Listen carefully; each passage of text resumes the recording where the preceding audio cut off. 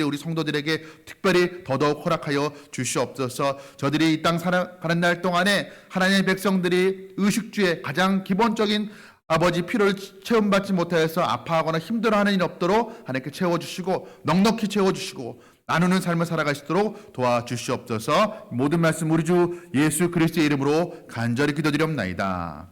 아멘. 오늘 이 시간 함께 은혜 받은 하나님 말씀은 누가복음 2장 1절로 7절까지 말씀입니다. 누가복음 2장 1절부터 7절까지의 말씀입니다. 신약성경 89면 전후에 기록되어 있습니다. 우리 찾으신 줄 알고 저와 여러분들이 한 절씩 교독하고 마지막 절은 합독하도록 하겠습니다.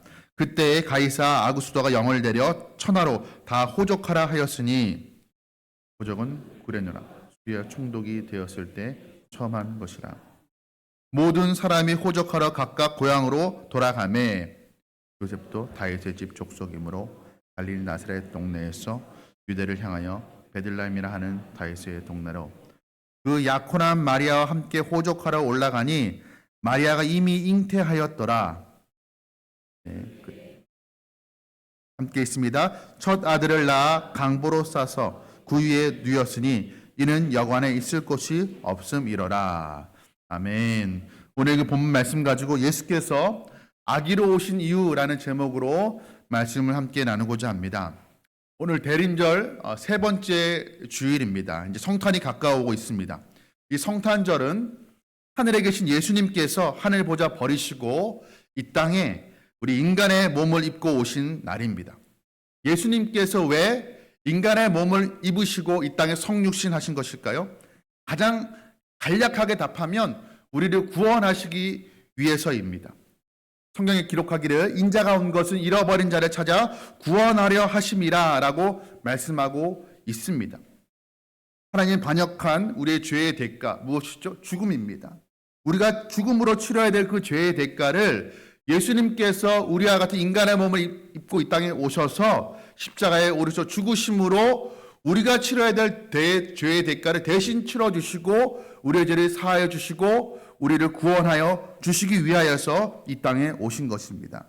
우리가 오늘 읽은 본문의 말씀은 그렇게 하늘에 계신 예수님께서 이 땅에 오신 인간의 몸을 입고 오신 그 사건을 기록하고 있습니다. 가이사 아구스도가 황제이죠. 호적을 등록하라고 명령을 내렸습니다.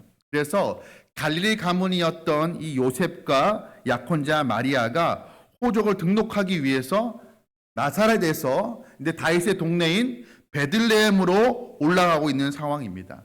때는 이미 마리아가 이미 만삭이 되었을 때였습니다. 오늘 본문 6절과 7절 말씀 보면 거기 있을 그때 해산할 날이 차서 첫 아들을 낳아 강보로 싸서 그 위에 누였으니 이는 여관에 있을 곳이 없음이러라. 마리아의 그 산고의 고통 끝에 예수님께서 탄생하십니다. 아기 예수님으로 탄생하신 것이죠. 오늘날에도 아기가 신생아실에 태어나면 24시간 그 집중 케어를 받게 됩니다. 갓 태어난 아기를 우리 가장 최근에 안아보신 분이 아마 우리 손주 우리 유춘미 권사님께서 가장 그 신생아를 신생아 갓 태어난 아기를 보면 너무 작지 않습니까? 너무 작아서 안는 것도 너무 조심스럽고 그 정도로 연약한 아기 있죠. 그런데 예수님께서 그런 아주 작은 연약한 아기로 태어나셨다라는 것입니다. 우리 여기서 한 가지 질문을 떠올려야 됩니다. 예수님께서 왜 아기로 오셨는가? 예수님께서 구원하시기 위해서 우리를 구원하시기 위해서 이 땅에 인간의 몸을 입고 오셨는데 왜 성인의 몸으로 오시지 않았을까? 예수님께서 메시아로 또 구원자로서의 사역은 30살이 되어서 장성한 성인이 되어서부터 시작을 하십니다. 30이 되어서 공생활을 시작하시고 33살에 십자가에 달려 죽으십니다. 성경은 예수님의 어린 시절, 유년 시절, 청소년기의 시절 별로 기록하고 있지 않습니다. 사복음서의 예수님의 행적은 주로 이 30살에서 33살까지 공생의 3년에 집중하고 있습니다. 그렇다면 예수님께서 처음부터 장성한 어른의 모습으로 30살의 모습으로 오시면 굳이 성경에서도 별로 주목하고 있지 않은 그 30년의 사생의 생활을 좀 아끼지 않을 수 있지 않았을까? 예수님께서 왜 굳이 어린아이로 오셔서 별로 중요해 보이지 않은 그 30년의 그 세월을 어떻게 보면 허송세월 하신 것일까? 우리가 그런 생각을 해볼 필요가 있는 것입니다. 과연 그 30년의 세월은 의미가 없는 것일까? 당연히 인간의 몸으로 왔으니까 아기로 태어난 건 당연한 것 아닙니까? 라고 물을 수 있지만 하나님께서 태초의 인간 아담을 만드실 때 성인으로 만드셨습니다. 그렇죠? 그리고 충분히 그럴 가능성이 있다는 거예요. 그런데 그렇지 않으셨다는 것입니다. 다른 종교의 탄생 신화를 봐도 그렇습니다. 가장 가까운 우리에게 익숙한 불교를 예를 들면 석가모니 기원전 500년경에 네팔의 한 소도시 국가에서 태어났습니다. 그런데 탄생 이날을 보면 참 재밌습니다. 석가모니가 태어나자마자 7걸음을 걸었다고 합니다. 태어나자마자 걸을 수 있나요? 태어나자마자 7걸음을 걸었는데 그보다 더 놀라운 것은 말을 했다라는 거예요. 옹알이를 한 게 아니죠. 엄마, 옹알이를 한 것이 아니라 대단한 말을 합니다. 천상천하 유아독존. 석가모니 태어나자마자 걸음말을 하고 천상천하 유아독존 이야기했다라는 거예요. 그러니까 연약한 아기의 모습으로 온 게 아니죠. 더군다나 이 예수님 아기로 온 것이 참 특별한 이유는 그 당시의 아기는 오늘날처럼 작고 소중한 안아주고 싶은 아주 그 귀한, 요즘 더욱더 아기가 귀한 시대 아니겠습니까? 그런 존재가 아니었습니다. 고대 유대 사회에서 어린아이는 사람 취급받지 못하던, 여자와 같게 사람 취급받지 못하는 그런 대상이었습니다. 그림을 하나 좀 보도록 하겠습니다. 중세 시대 때 마리아와 그 예수님을 그린 그림입니다.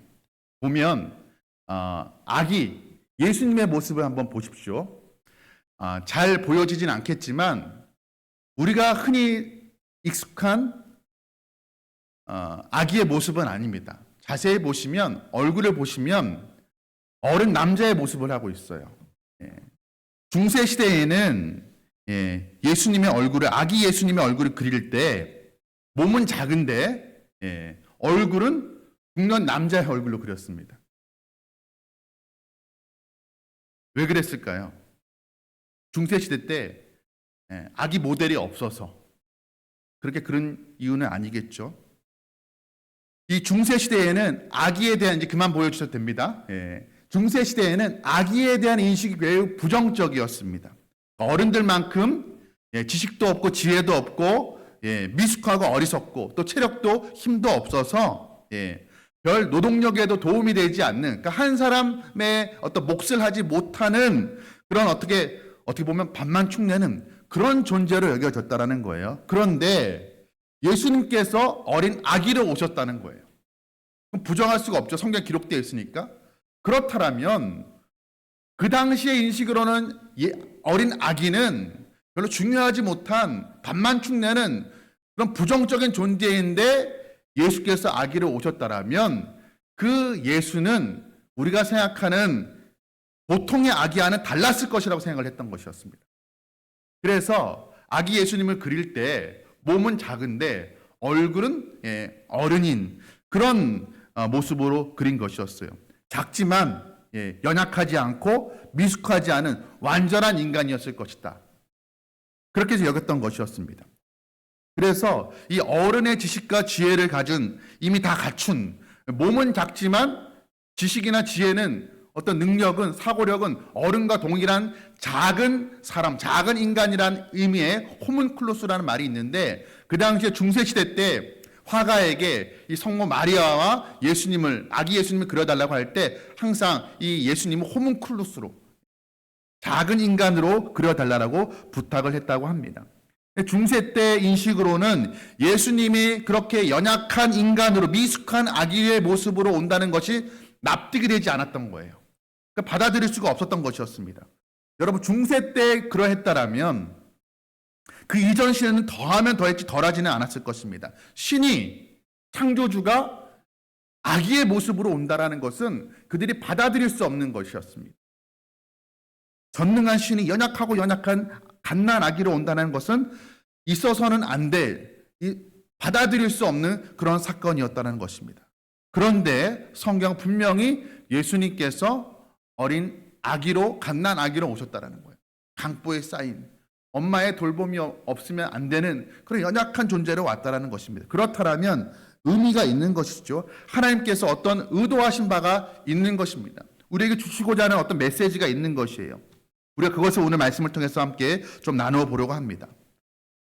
예수님께서 이 땅에 오셨는데 아기로 오신 이유, 우리에게 복음이 무엇인지를 가르쳐 주시기 위함이었습니다.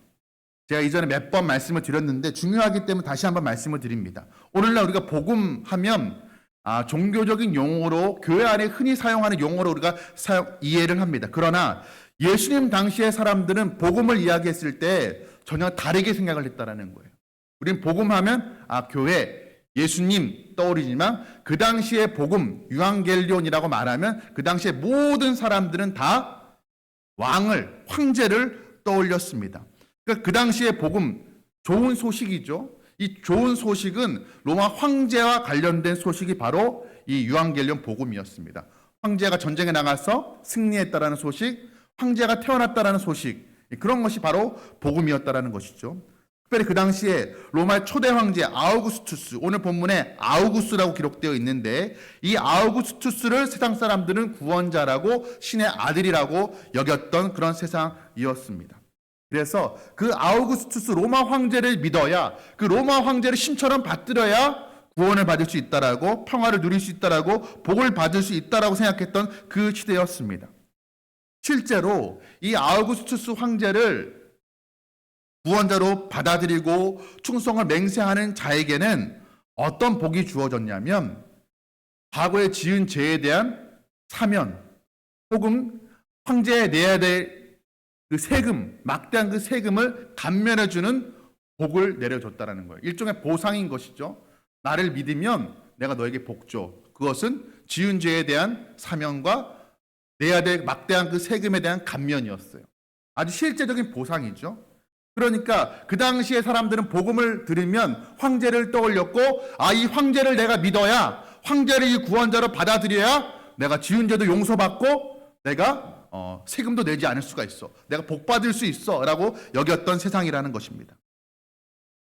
그런데 지금 누가는 복음이 그것이 아니라고 이야기하고 있는 거예요.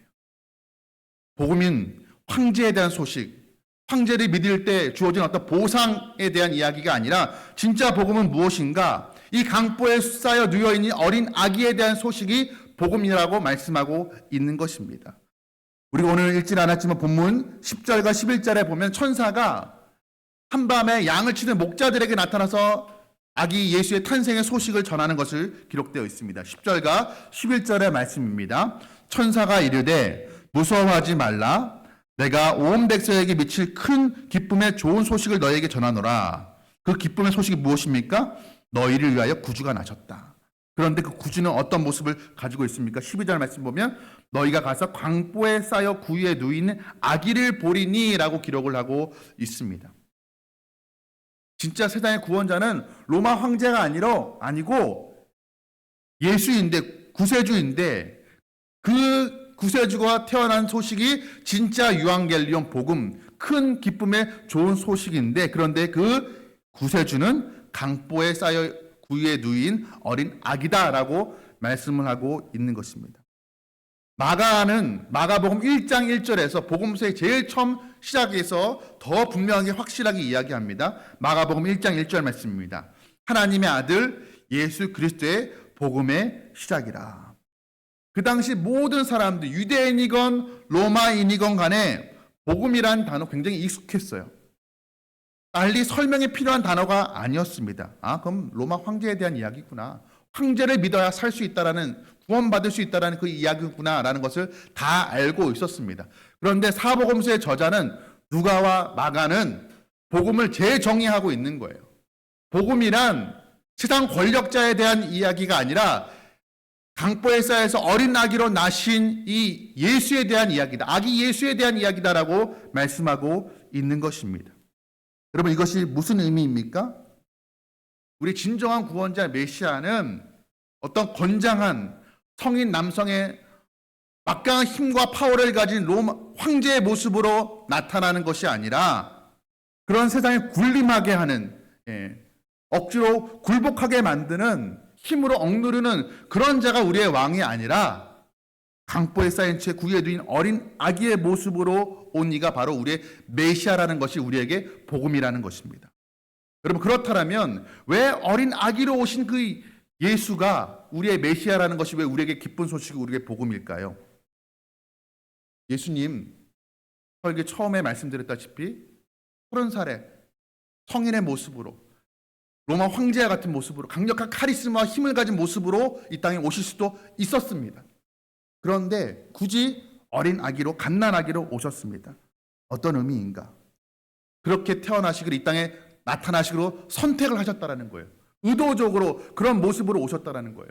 왜일까요? 연약한 아기로 오셔서 우리가 경험하는 우리의 모든 인간의 생사, 화복, 그 희노애락을 예수님께 친히 다 경험하길 원하셨다라는 것입니다. 말로만 하늘에서 우리를 사랑하신다고 말씀하시는 그런 하나님이 아니라 천하 이 땅에 거룩하신 몸을 던져서 이 땅에 아기의 모습으로 오셔서 우리 인간의 모든 애환을, 그 고통을, 연약함을, 부족함을 다 친히 경험하길 원하셨던 것입니다. 여러분, 선구자라는 말을 아시죠? 어떤 일의 선구자다. 그 말의 원래 의미는 말을 타는 행렬에서 가장 앞에 선 사람을 선구자라고 말합니다. 예수님께서 이 땅에 아기로 오셔서 우리 모든 인류가 살아가야 될 그 인생을 미리 선구자로 다 경험하신 거예요. 그 아픔과 그 고통과 눈물 어린 그 삶을 친히 다 경험하셨습니다. 그런 의미에서 예수님은 우리 인류의 선구자이신 거예요. 연약한 아기로 오셔서 우리의 모든 삶을 다 신이 먼저 살아가심으로 우리 인생의 모든 애환을 다 아시는 주님.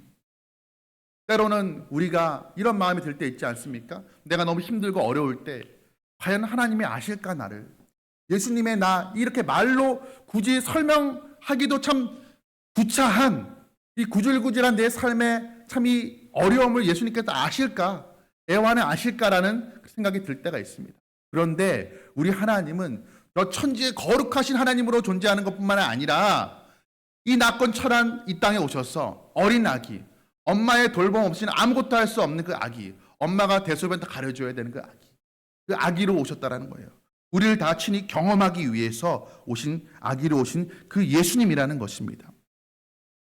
히브리서 4장 15절 16절은 그 예수님, 우리의 연약함을 다 경험하신 예수님에 대해서 이렇게 기록을 하고 있습니다. 우리 15절 16절 말씀 함께 읽도록 하겠습니다. 우리에게 있는 대제사장은 우리의 연약함을 동정하지 못하실 리가 아니요 모든 일에 우리와 똑같이 시험을 받으신 이로되 죄는 없으시니라. 그러므로 우리는 긍휼하심을 받고 때를 따라 돕는 은혜를 얻기 위하여 은혜의 보좌 앞에 담대히 나아갈 것입니다. 아멘. 여러분, 예수님은 우리와 똑같이 시험을 받으신 분이라고 기록하고 있어요. 무슨 말입니까? 우리 인간의 연약함을 똑같이 다 경험하셨다라는 것입니다. 하늘에만 계시는 분이 아니라 이 땅에 친히 오셔서 우리와 똑같은 연약한 어린 아기로 오셨습니다. 그리고 우리가 한평생 살아가면서 겪는 아픔과 고통과 눈물을 다 먼저 경험하신 그런 분이십니다. 그러하기에 예수님이 우리를 경험함으로써 우리를 다 이해하시고 아시기 때문에 그것이 우리에게 기쁜 소식, 복음이라는 것입니다. 여러분, 예수님은 우리와 전혀 다른 삶을 살아가시는 권력자, 세상 권력자의 삶을 살아가는 그런 왕으로 오신 분이 아니라 백성들 위해 군림하고 착취하는 그런 왕으로 오신 분이 아니라 우리와 같은 모습으로, 모양으로 오신 그런 예수님이십니다. 여러분, 헤롯 왕이 이 아기 예수의 탄생 소식을 듣고 어떻게 합니까? 죽이고자 하죠. 그래서 예수님께서 애굽으로 잠깐 피신을 하십니다. 그런데 애굽으로 피신하셨다는 것을 우리가 주목해야 됩니다. 여러분, 애굽은 어떤 땅이죠? 그 옛날 야곱이 70명의 가족들과 함께 애굽 땅으로 들어갔다, 기근에 피해서 들어갔다가 그곳에서 430년 동안 종살이했던 그런 노예의 땅이었습니다. 그 이후에 모세가 이스라엘 백성들을 이끌고 출애굽하게 되죠. 그런데 예수님께서 그 노예의 땅, 이스라엘 백성들이 노예로 살았던 그 땅에 들어가셨다는 것은 무엇이냐면 그 땅에서 죄로 인해서 힘들게 살았던 그 형벌을 받았던 그 종살이하는 그 인간의 삶을 예수님께서 경험하시기를 원하셨다는 것입니다. 그리고 그 예수님께서 나중에 다시 애굽에서 나와서 이스라엘 땅을 돌아오십니다. 그것은 어떤 의미를 가지고 있는가? 그 애굽 땅에 종살이하던 우리를 이끌어내었다. 구원으로 인도하셨다는 그런 의미를 가지고 계신 것입니다. 여러분, 하나님의 아들 예수님께서 이 땅에 오신 것 참 너무나 귀한 일이죠. 그러나 어떤 모습으로 오셨는가가 어쩌면 더 중요한지도 모릅니다. 예수님은 막강한 권력과 힘을 다스리는 어떤 황제의 모습으로, 철인의 모습으로 오신 게 아니에요. 우리와 같은 모습으로 오셨습니다. 그리고 우리를 경험하셨습니다. 그리고 우리를 아시는 그런 예수님이십니다. 어른의 모습으로 오셔서 우리를 구원하기 위해서 십자가 지는 그 사역이 중요하니까 딱 30살에 오셔서 바로 십자가 지시고 장사 지내었다가 부활하신 이후에 급하게 하늘로 올라가시는, 용건만 보고 황급히 떠나시는 그 예수님이 아니셨다라는 거예요. 아기로 오셔서 30년의 그 세월을 우리와 같은 모습으로 지내셨다라는 것입니다. 3년의 공생의 시간만 중요한 것이 아니라 성경에는 비록 이야기하고 있지 않지만 그 30년 동안 우리와 똑같이 생활하셨던 그 30년의 세월도 중요하다라는 거예요. 여러분, 기아 체험 캠프라고 있지 않습니까? 요즘도 하는지 모르겠지만 24시간 동안에 굶으면서 저 아프리카의 빈민국의 그 아이들처럼 우리가 한번 그 아픔에 한번 동참해 보자 하는 그런 캠프입니다. 그런데 여러분, 24시간은 우리가 기아 체험할 수 있어요. 그런데 24년을 할 수가 있나요? 24년을 할 수가 없습니다. 24시간 우리가 그 기아에 체험하는 것도, 음식을 금식하면서 체험하는 것도 참 귀한 일이에요. 그렇죠? 타인의 고통을 우리가 함께 헤아려 보려고 하는 그 시도 매우 귀하고 아름다운 일입니다. 그런데 우리가 24시간은 가능해도 24년은 못합니다. 우리가 낮아질 수는 있지만 그렇게까지 낮아질 수는 없는 사람들이에요. 그렇죠? 그런데 하나님의 아들 예수께서 그렇게까지 낮아지신 거예요. 우리가 동일한 모습으로 우리를 이해하기 위해서 낮아지신 것입니다. 예수님은 24시간 인간 체험 캠프에 오신 것이 아니었습니다. 우리의 연약함을 체험하시고 아시고 이해하시기 위해서 아기로 오셨습니다. 우리와 같이 낮아지신 그 예수님. 그런데 거기서 끝이 아닙니다. 예수님 우리와 같은 모습으로 낮아지신 것뿐만 아니라 이제는 그 아기로 오신 예수님을 믿는 자들을 하나님의 사역에 동참할 수 있는 존재로 높이셨습니다. 요한복음 14장 12절 말씀입니다. 우리 같이 한번 읽어보도록 하겠습니다. 요한복음 14장 12절 말씀 함께 있습니다. 내가 진실로 진실로 너희에게 이르노니 나를 믿는 자는 내가 하는 일을 그도 할 것이요 그보다 큰 일도 하리니 이는 내가 아버지께로 감이라. 아멘. 여러분, 우리의 인간의 연약함을 채울하기 위해서 연약한 갓난아기로 오신 그 예수님, 진짜 복음의 주인공, 황제가 아닌 그 예수님을 우리가 믿을 때 그때 어떤 일이 일어나는가? 그 예수님과 우리가 연합하게 되는 것이고, 그리고 더 나아가서 그 연합되어서 하나 된 우리에게 하나님께서 어떤 귀중한 사명을 부탁하시는데 무엇이냐? 예수님이 이 땅에 오셔서 하셨던 그 일, 복음 전파의 일, 예수가 이 세상의 진정한 왕이라는 사실을 이 세상 가운데 알리게 하는 그 사역에 우리를 동참케 하신다라는 것이에요. 그 귀한 사명을 우리에게 부탁하신다라는 것입니다. 그럼으로써 예수님께서 하셨던 그 일, 어찌 보면 예수님보다 더 큰 일을 우리에게 하게 하신다라는 거예요. 여러분, 우리가 하늘에 오를 수 없어서 하늘에 계신 예수님께서 이 땅에 오셨습니다. 가장 연약한 모습으로, 연약하고 비참하고 부족한 삶을 살아가는 우리를 알고 이해하기 위해서 아기의 모습으로 오셨습니다. 그런데 그런 아기의 모습으로 오셔서 우리를 위로하시고 우리를 경험하시고 끝난 것이 아니라 우리와 연합하셔서 하나님의 아들의 그 사역을 우리에게 위임하시는 그런 예수님이세요. 여러분, 우리가 흔히 복음하면 그냥 십자가의 사건과 부활의 사건만 떠올립니다. 그것은 너무 축소해서 우리가 해석하는 것입니다. 여러분, 예수님께서 갓난아기로부터 오신 것부터가 복음의 시작인 것입니다. 아기로 오셔서 30살이 되어서 공생애를 시작하시기 그 전까지의 시간에 성경은 비록 많이 이야기하고 있지 않습니다. 그러나 그 시간도 우리에겐 복음이라는 것이에요. 창조주 하나님의 아들이 스스로는 아무것도 할 수 없는 갓난 아기가 되셔서 우리를 경험하시고 우리 가운데 거하신 그 임마누엘의 사건이 우리에게 복음이 아닐 수가 없는 것입니다. 여러분, 이제 곧 성탄입니다. 복음은 로마 황제의 소식이 아닙니다. 한 권력자가 우리를 다스린다는 그 소식이 아니에요. 복음은 헤롯 왕국에 임하지 않았습니다.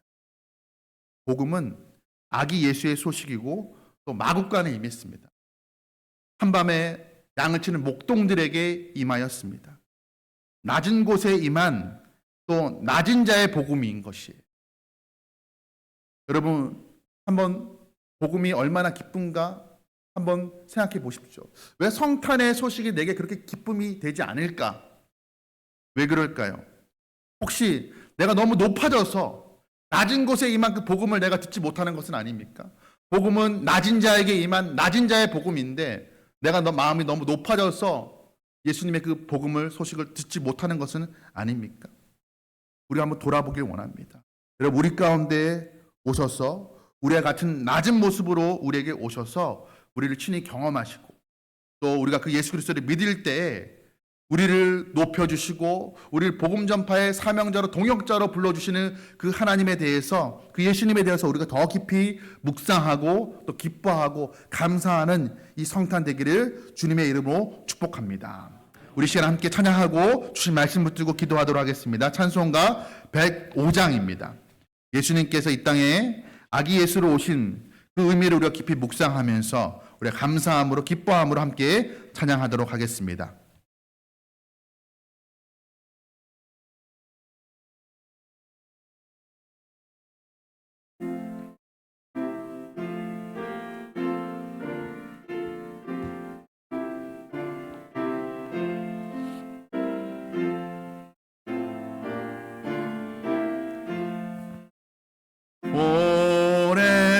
오랫동안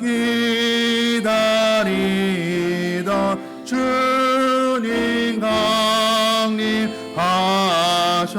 강림하셔서 죄에 매인 백성들을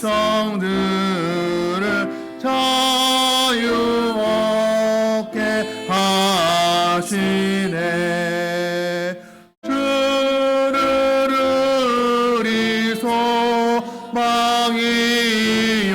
힘과 위로 되시니 오래 기다리던 백성 많은 복을 받겠네. 모든 백성 구하려고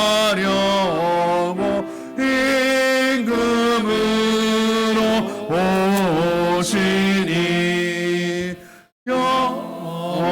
영원토록 우리들을 친히 다스리시네. 죄로 상한 우리 마음을 은혜로써 고치고 주의 빛난 보좌 앞에 이르도록 하소서.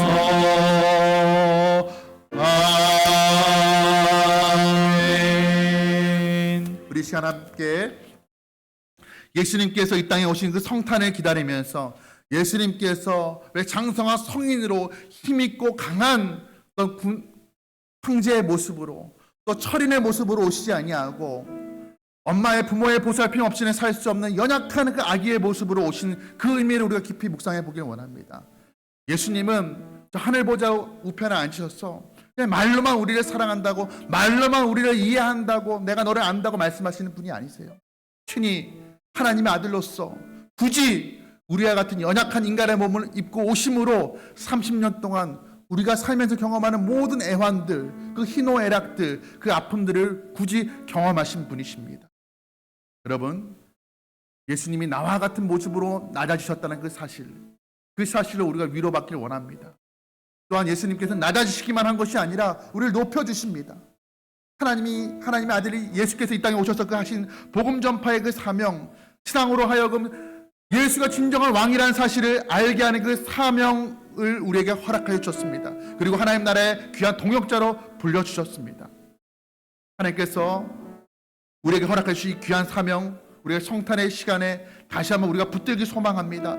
예수님 낮아지실 때 우리와 같이 연약한 모습으로 낮아진 그 예수님을 내가 나의 주님으로, 나의 왕으로, 나의 구세주로 모셔드립니다. 그렇게 우리 고백하면서 우리 함께 기도하며 나가도록 하겠습니다.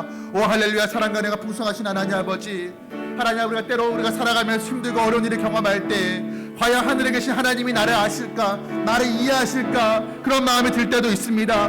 그러나 오늘 말씀을 통하여서 아버지 어린 아기의 모습으로 오신 그 예수님을 통하여서 아버지 예수님이 이 땅에 아버지 군림자로, 아버지 아래 로마 황제의 모습으로, 아버지 강한 힘을 가진 권력자의 모습으로 오신 것이 아니라 정말 마국간의 강포에 쌓인 어린 아기의 모습으로 오신 그 예수님을 통하여서 예수님께서 그렇게까지 낮아지신 것을 우리가 봅니다. 하나님 나를 사랑하시되 저 하늘 보좌 위에서 낮고 천한 이 땅에 있는 우리를 아버지 말로만 사랑하신다고 말씀하시는 것이 아니라 우리와 같이 철저히 낮은 자의 모습으로 아버지 오셔서 우리를 경험하시고 우리를 이해하시고 우리를 아신다라고 하시는 그 예수님, 그 예수님을 아버지 우리가 모셔드립니다. 아버지 우리의 왕으로, 우리의 구원자로, 우리의 메시아로 우리가 모셔드립니다. 하나님 아버지 그 예수님과 연합된 삶을 살아가시도록 지어도와 주시옵소서. 예수님, 그리고 아버지 낮고 천한 이 땅에 오셔서 아버지 우리와 연합하심으로 말미암아서 우리를 높여주시는 것을 봅니다.